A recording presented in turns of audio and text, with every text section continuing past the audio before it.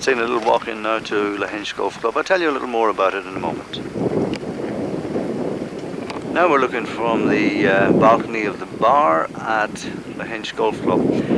This was designed and developed by a Scottish chappie and was utilised during and before the time of the Troubles in Ireland by the Scottish regiments in the British Army who came over here.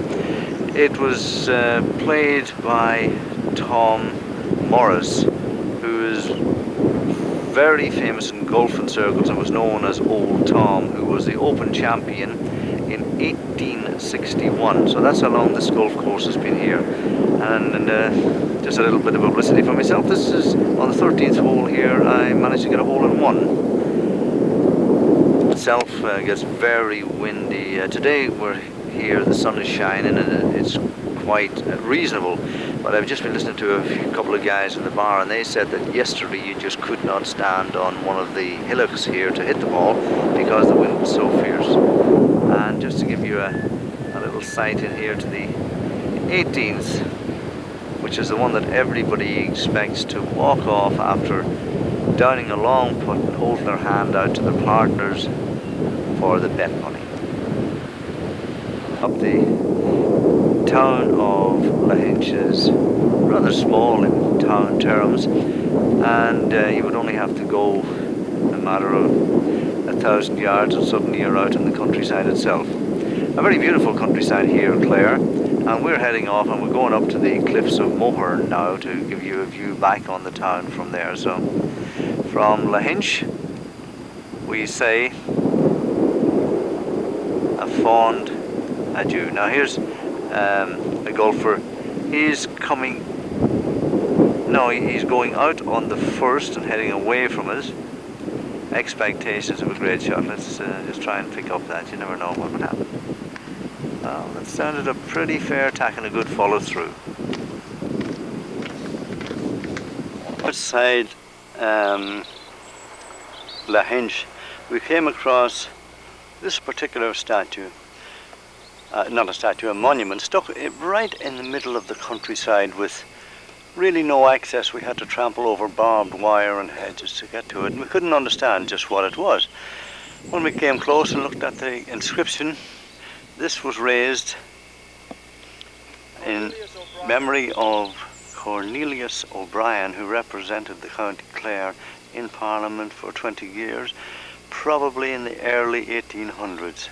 Gave a very nice description of what he'd done for the county and how he befriended the strangers.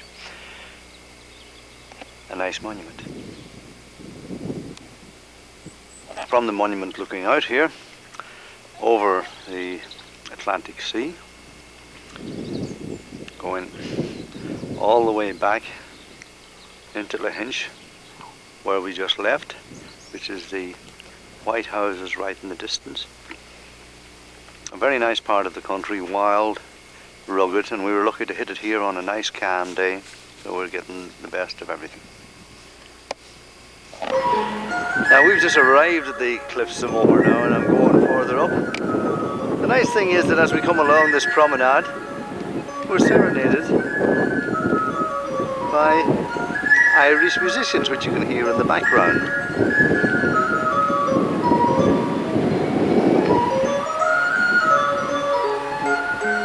It's a shame that we have to leave them. Oh, by the way, you might like to notice that as we're going past, you'll see lots and lots of stone walls. The stones themselves are always picked up from the fields, and what we have noticed is that all of them seem to be flat and not the type of stones that you would normally find in the fields. So we'll have to say ta-ta for a little while and go further on. And there you'll see the old castle that they used to keep lookouts for in case of enemy invaders going way back.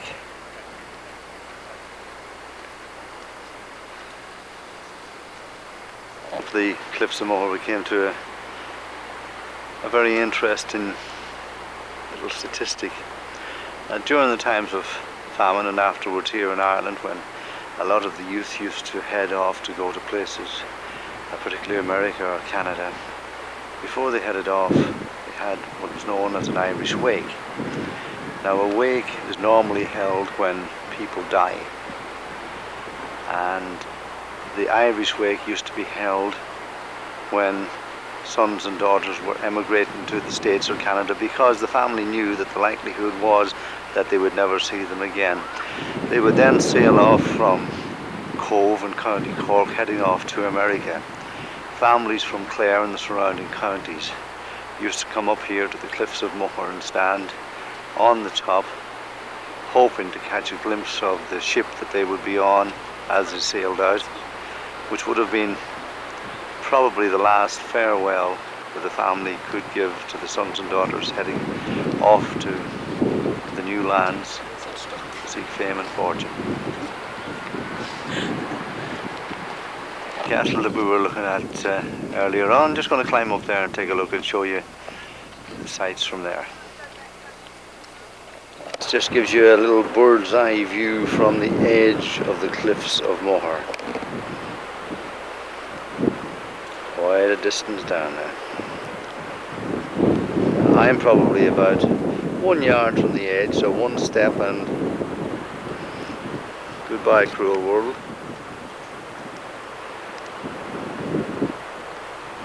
You can see from here the cliffs themselves as they arch up from the Atlantic Ocean right up to the sky, and of course during the winter time the corrosion here is getting worse and worse, and soon if you want to see the cliffs of Moher that used to be in Cavan, you'll have to go off the Mayo. And looking out from here on the cliffs of Moher over the Atlantic Ocean, this is a place where people would stand in the hope that they would see the sailing ships which had sailed out from the Cove of Cork going to New York and wave their last farewells. Some people get right to the very edge of these cliffs. They're standing about another foot from a drop. Heck of a way to abseil, I can't even see the end of it. Just showing you here one of the houses around that were built simply using the stone that was found locally, intermixed either with mud or cow dung. These were all just popped one on top of the other.